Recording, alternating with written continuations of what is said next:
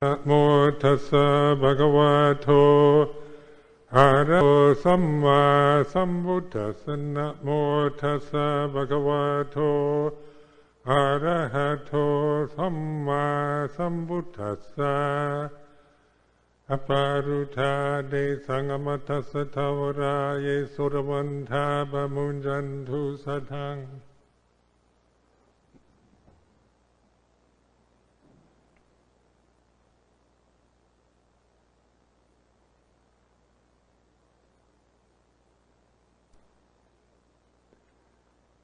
What should I say?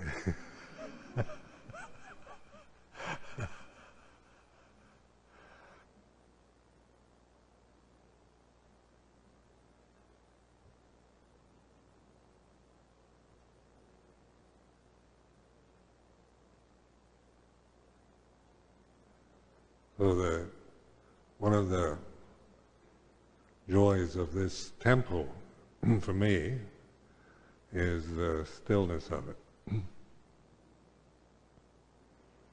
There's a building purposely made, purposely designed for, what do you say, high noting or containing silence and stillness. So when the architect first came to see me about what I had in mind in building the temple, I was being facetious. So I said, I expect you to build a temple that as soon as stressed out Londoners come in it, as soon as they enter the door, they go into a state of stillness and silence. And so, and then we go, ha ha ha. And I wasn't expecting that. I was more or less like expecting the impossible. But actually, I feel that the architect succeeded in doing this, because this is what happens to me anyway, even though I'm not a stressed out Londoner.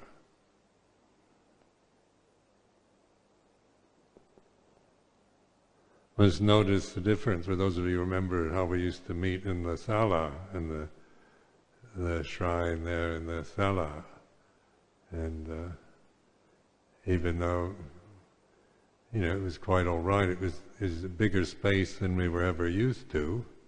When we moved here to Amaravati, and then we had bigger halls and rooms and more spacious places to meditate in, but still it was basically the school's dining hall before, and it's always had a dining hall atmosphere. And then we'd have meetings and eat in there and tea in there. But this building was designed just really for meditation, for puja, chanting, meditation. So the idea of creating an atmosphere that doesn't particularly distract you. So the architect was keen on using natural materials, things that aren't highly cosmetic, that you don't have to tart up and decorate with gold and have a lot of pictures and things around to distract the mind. So they use the oak and the green oak, and the bricks are all handmade. They're not those kind of bricks you get, one is just like another, they're all quite unique. If you begin to notice, each brick has its own character. And then the roofing tiles also, handmade roofing tiles. You notice the handprint, if you go in and look up above, each one on the inside has a handprint. And these are kind of terracotta, earth, and brick, and oak, and this part of the floor is limestone from Italy, and then the tiles on the other side are from Spain, and then the windows are from Sweden or Denmark, someplace like that.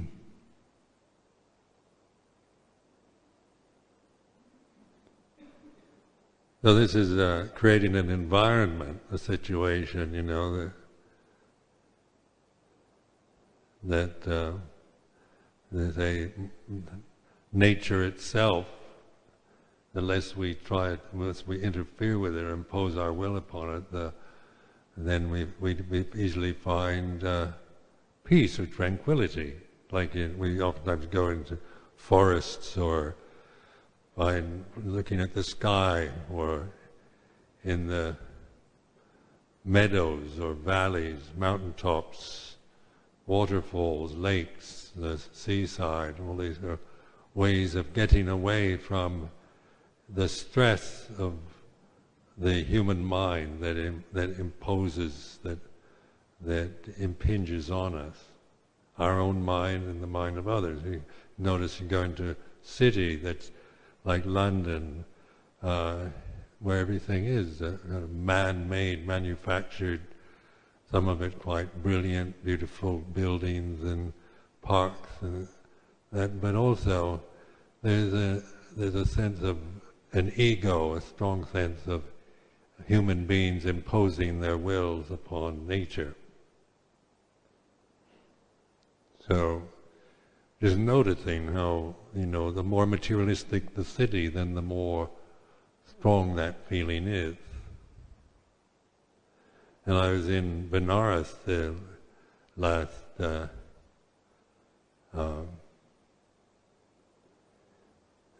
in January, February, March. We were, living in the old part of the city near the Ganges, on the Ghats.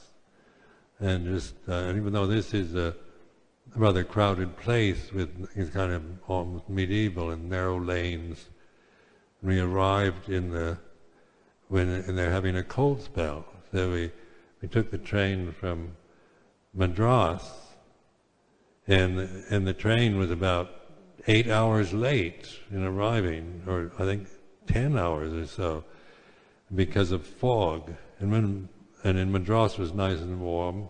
By the time we got to Benares, it was so cold. And I'd only taken my 3 robes with me, like a light robe material, and didn't have anything warm. So we got out of the train and it was all foggy and cold, and we decided we'd spend the first night in a hotel. So we went to this hotel, and then we found a place to live. But to get to the place that we eventually stayed in for 2 months, the lanes were so narrow that these auto rickshaws, taxis couldn't get there. So we had to, carry our bags, our backpack, through these narrow lanes. And it was still cold and kind of grey and dreary, and the narrow lanes. And Indians, their custom is to throw everything out inside of the house into the lane. So and all the cows that live in these lanes defecate all over the place. So you're wading through a cold, grey, narrow lane with a lot of cow dung in it, and trash thrown out into the lane. And the lanes are crowded with people, all cold, and carrying his backpack, and it looked pretty bleak. And then it was like going into the Kasbah or something, into a maze, so you're kind of winding your way, you don't know where you're going, somebody's taking you someplace, and you end up at the place we stayed, which was quite a nice house. And then 2 months living there, things changed. Not so much, the weather got warm and even hot, but also the way of looking at it changed. The things that seemed bleak or offensive or upsetting or distressing suddenly didn't anymore. And one thing, when you're living in there, you feel this tremendous sense of sacred, because it's a holy city. And you just notice this feeling, this atmosphere that pervades it of sacredness. Everything like the river, say everything around it, the pujas that the Hindus perform, the shrines to all the different deities. There's Ganesha shrines, Shiva lingams, and Mother Kali shrines, and all kinds of shrines everywhere. Wherever you go, whatever lane you go up, you run into I don't know how many little shrines by Bodhi trees or in niches. So you begin to feel this sense of the sacred, and it's a different feeling than when you're in a modern, swinging city like London. Or later we went on to New Delhi, which was, we lived in my friend has a nice big kind of house in the posh part of New Delhi, so we were living with the elite in wide avenues designed by England, the English colonialists, and yet it didn't have the same kind of quality of the sense of the sacred that I experienced in these narrow lanes in Benares.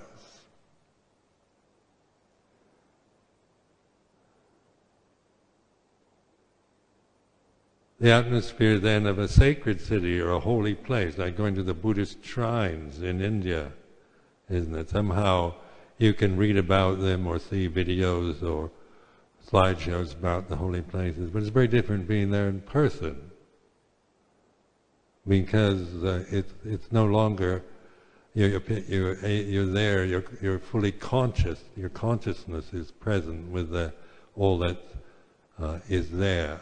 Some of it you like and appreciate, others you find annoying, but basically a place of pilgrimage or holy place, even with the oftentimes way modern tourists and tours and that tend to create an atmosphere that sometimes is a bit offensive, yet the actual shrines themselves or the feeling around them I found quite powerful in a good way, because it always directs you. You're looking at the world in a different way, as sacred rather than as just a material world, for my convenience, wanting everything efficient and clean and ordered and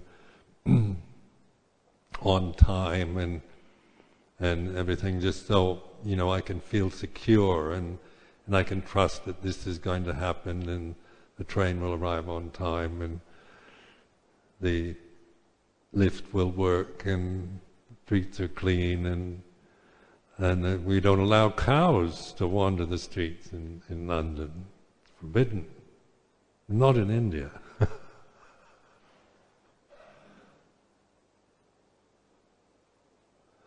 But cows are sacred in India. So that's another way of looking at cows, isn't it? No, we never look at cows as sacred. We see them as commodities, things you use to get milk out of or eat.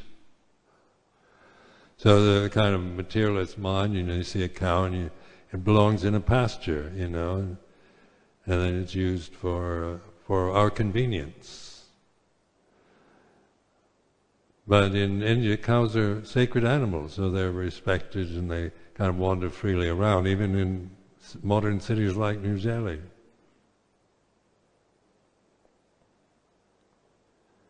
So then the efficient side of my mind is you're wandering through these narrow lanes in Benares, and a cow is blocking the lane.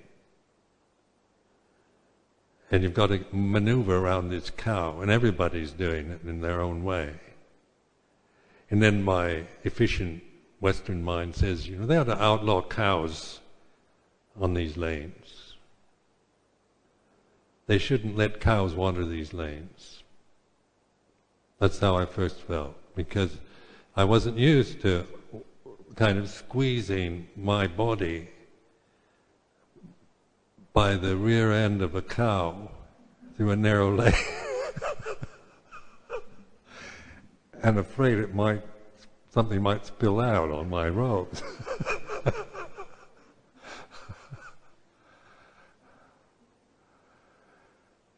So then, after a while, just contemplating this kind of efficient, functional Western mind that I have,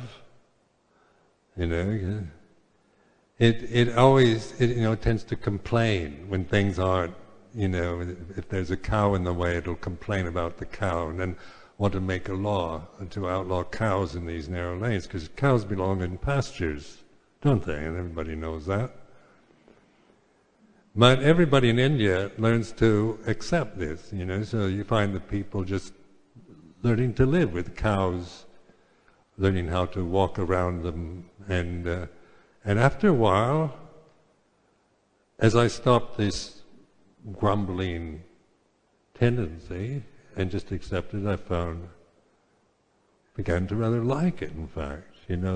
These lanes were really interesting and kind of colorful, and when you start looking at it in terms of an open experience rather than from some preconditioned mindset, of how life should be according to a Western way of thinking, and you begin to see all kinds of things, of life, of beauty, of interest, and most of it around the sacred. Because there's all kinds of little niches with things in them, that must be incredibly old. They've been painted over so many times with vermilion paint that some of the shrines, you can't tell what the original god was. And that's another thing, isn't it? In the Western mindset, where you're brought up as a monotheist, like I was, so monotheism is a very exclusive way of looking at everything. There's only one God, and it's ours. And anyone else's is a false god. So you've got these commandments about not bowing to graven images and worshipping animals or strange forms. So you've got this as a kind of monotheistic Judeo-Christian programming. Then being a Buddhist for most of my life anyway, I'm really, I'm definitely, that's had the strongest effect over the Judeo-Christian conditioning of childhood. But also that has an influence. I can't deny that affects experience. But also because of the power of emptiness, the way that in Buddhism we realize or recognize emptiness as the natural state of being. That means we can receive life as it is rather than always react to it from a program we've acquired. So recognizing this in opening to the different icons, the different images that one experiences in India. Now, like I read books about when the British first arrived in India and the British missionaries, and they were so offended by some of the deities, like Shiva Lingams and Mother Kali. The Mother Kali, it really looks scary. And every day we'd pass this Kali shrine, Janto and I, in Benares, and there's this black-faced female goddess with her tongue hanging out down to here, and demonic-looking with a necklace of skulls. And I can imagine what a Christian missionary would have thought, that these people were demon worshippers, because that's how the monotheistic mindset works, isn't it? God, you have no image of God. Then his son Jesus Christ is usually in European iconography looks like a Swedish youth, blonde and handsome. and kind of dreamy-like. So they want pretty images or reassuring images that make us, make us feel secure and safe. God isn't. We can't paint pictures of God, so we worship the idea of God, isn't it? The God as an ideal, because this makes us feel good to know that there's God and God loves me, and that there's somebody outside there that in spite of all the scariness and anxiety around being human, there's something there that loves me anyway, in spite of all the suffering that one experiences. So we have abstract concepts, and then we have reassuring icons of saints and then of Jesus, the Virgin Mary. These are all usually in a more kind of saintly, with halos and forms that are very positive and inspiring. Where when you go to India, some of the forms are scary, like Mother Kali. Some of the deities are ferocious, or they like wrath and anger and war, and then there's Ganesha, rather comical-looking god to a Westerner, the pot-bellied man with an elephant's head. And so and this is a very popular god in India. So then Western mind thinks, well, it's ridiculous. There's no, worshipping God with an elephant's head, and then Mother Kali with the demonic presence. That's what demons look like. They're black-faced with their tongues hanging out. Is usually fierce, angry, voracious, murderous-looking female deity.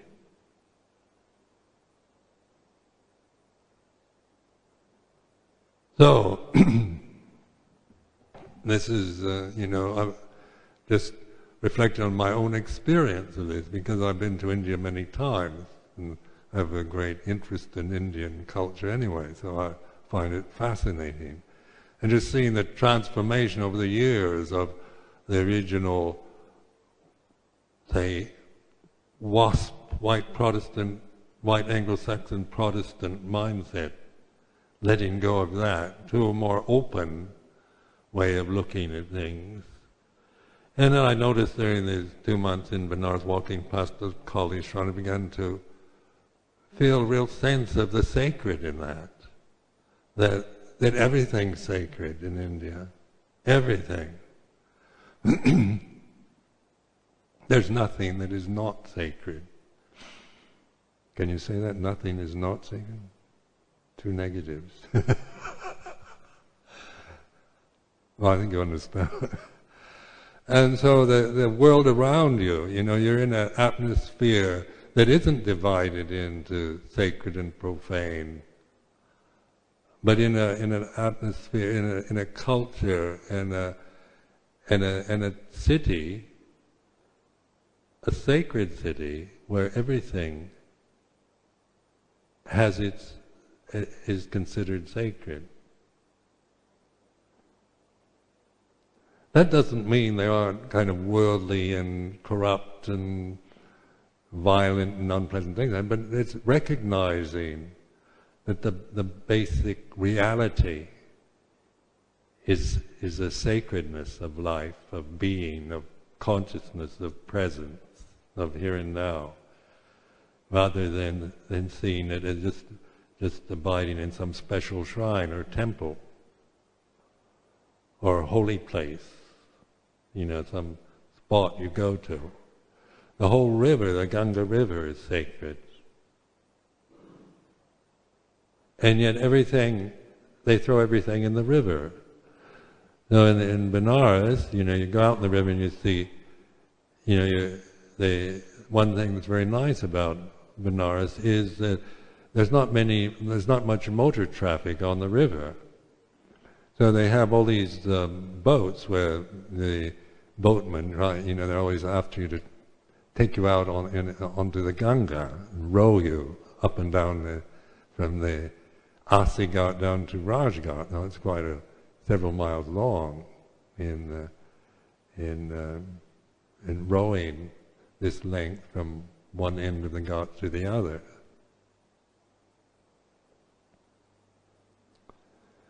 And then, of course, you see life.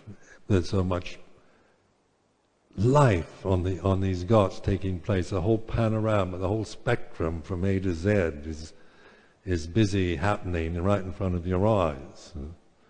There's the sacred going on, the pujas, the bathing in the river, to bathe in the river. They're burning bodies. There are two burning Ghats, and where they're actually visible, they're burning. Of course, the Hindus consider it the sacred city that you go. That dying in Benares is a very auspicious death. So there are a lot of old people dying in Benares. Then people getting married, you see them going. The groom wearing some kind of a spiffy turban, and the bride in a red sari, and she's tied to her new husband, and they're going down to a blessing, to be blessed by the river Ganga. So there's these wedding parties, and then life, people living out, the sadhus, this kind of incredible array of holy men and probably not so holy men, but in all kinds of, there's no kind of uniform like we have in Theravada Buddhism, 3 robes and all that, but they've got incredible variety of gear that you can wear or not wear. You don't have to wear anything there.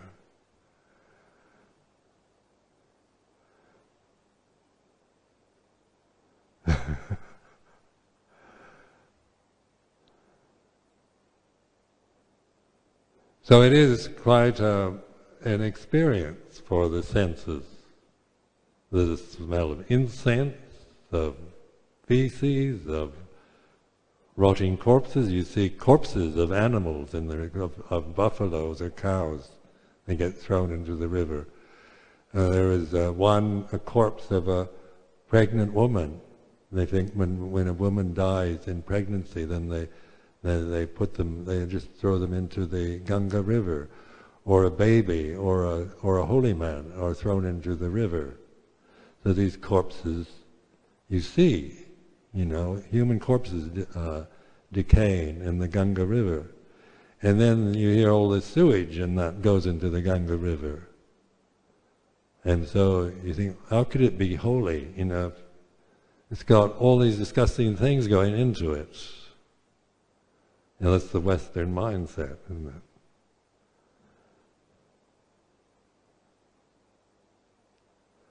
And yet, in another way of looking at it, seeing that this river is sacred and holy, so it accepts everything. The bride and groom, the corpses of animals, of sadhus, of babies, of pregnant women. The ashes and what's left over after the cremation get thrown in the Ganga. The water buffaloes bathe in the Ganga. Everybody bathes in the Ganga there. And all the rubbish gets thrown in the Ganga. And the Ganga receives everything. So this is like also a way of reflecting, isn't it? Like, when we get into the dualistic structures of thought, then we have very strong ideas about what should and shouldn't be. So it's interesting to see one's own reactions to this. Seeing a human corpse, a woman, a pregnant woman who's decaying in front of your eyes in the river, and everybody just allows that, and then the Western mind thinks it's terrible. It shouldn't allow that. And one feels repelled by the sight of it, doesn't want to even have to look at it. But yet, in the sacredness of life, it also includes the death and the decay.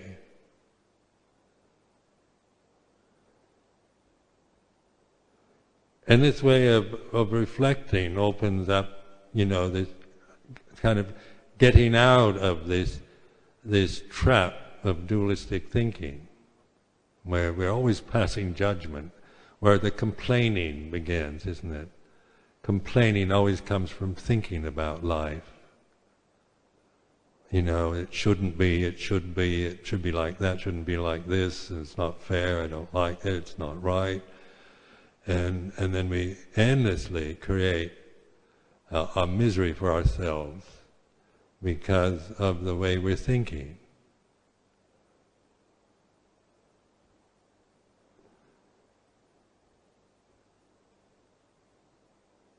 So in this case, living in Benares is like a challenge to that, because if you think like that, you probably wouldn't like it. You'd see too many things you don't like and don't understand.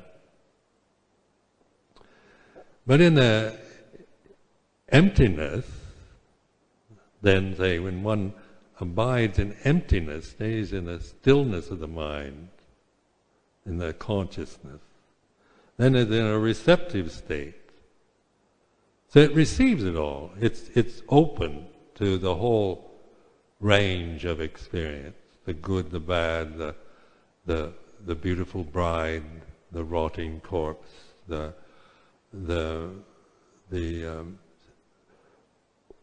everything that's happened, everything belongs. Because in this vast emptiness of consciousness is all-embracing. Everything belongs. When we start thinking, imposing thought into consciousness, then we start preferring one thing over another. Then right and wrong and good and bad appear, and then we get attracted to the good and we are afraid of the bad. The right, we'll stand up for what is right, and we'll be outraged and indignant about what's wrong with life.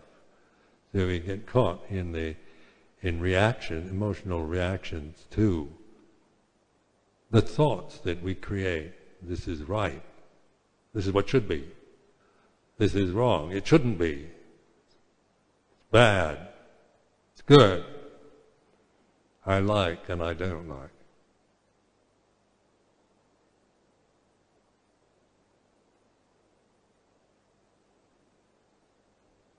So then for us here, Amabachi this evening, just recognize that this is, you don't have to go to Benares to experience that. But just to bring your attention to a place that has that allows that life to flow in it, because it's a sacred place. It's not an efficient modern city, the way things should be, according to modern ideas of urban planning and what's right and what's appropriate and good according to committees and so forth. It's an old, ancient place. It's the city, a sacred place. In other words, the humans that tend to live there, that have lived there in the past, regard it as a sacred place. So its atmosphere is very different from a city that is a commercial place, a city for convenience and modern life, for efficiency and sanitized and clean and so forth, and that according to what we like and what we want. So in our own kind of experience here and now is where it's at. And, apply that kind of thing, the bad thoughts,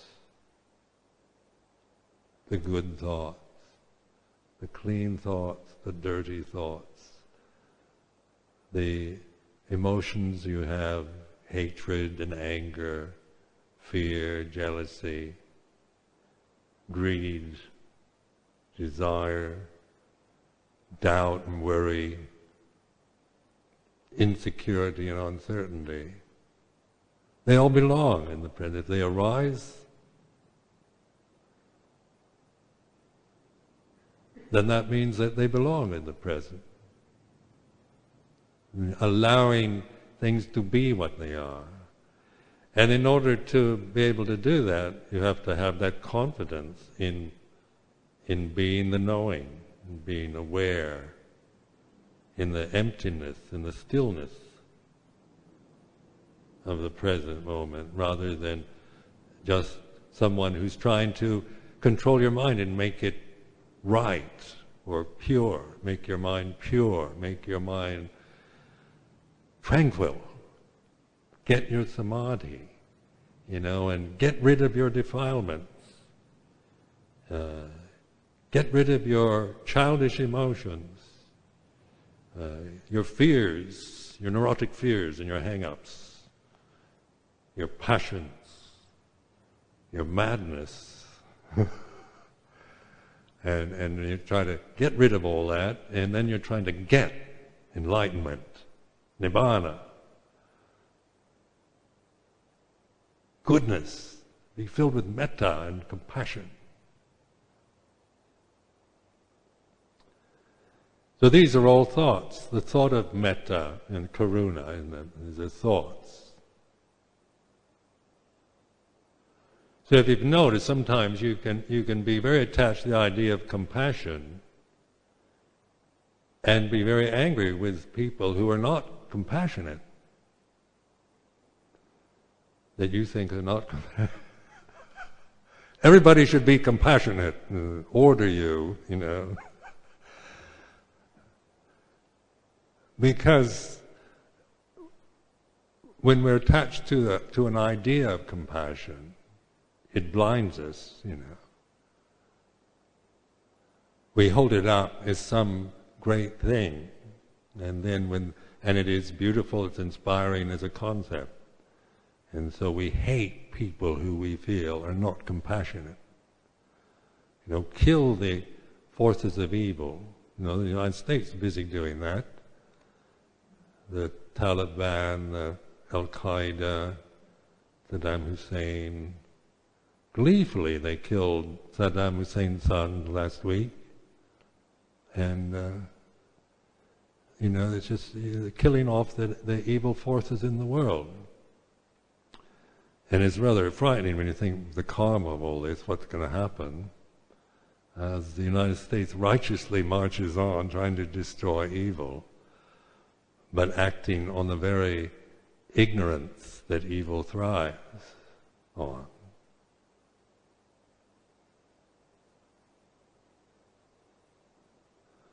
So,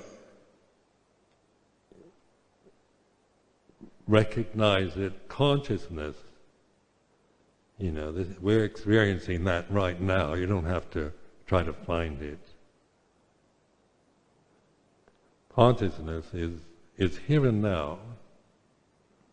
So then we have thoughts arise and cease, emotions come and go. There's awareness in this state of mindfulness. That immediately, a mindfulness allows us to step out of the dualism of birth and death, right and wrong, good and bad. So sati panya, sati sampajanya is the gate to the deathless. It's through this awareness, this awakened attentiveness in the present, and we learn to recognize it. These words, recognize or realize. It's not a created state, so it's not something you create through effort, but through you recognize it through paying attention, through being aware. That is, and when you begin to trust it, when you have faith, then it opens, it includes everything that you can think or feel or experience through your senses. Good, bad, right, wrong, heavenly or demonic.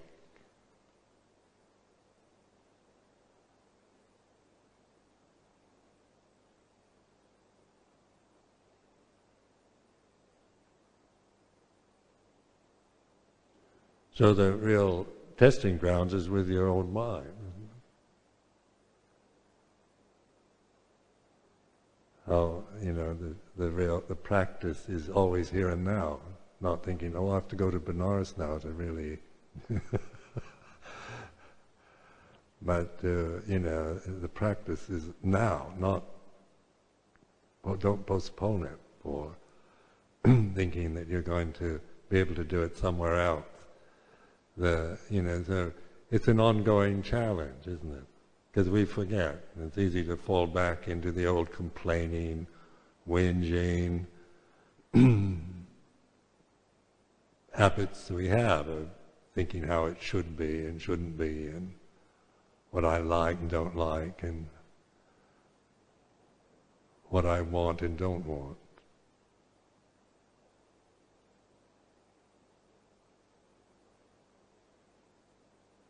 So I offer this as a reflection for this evening.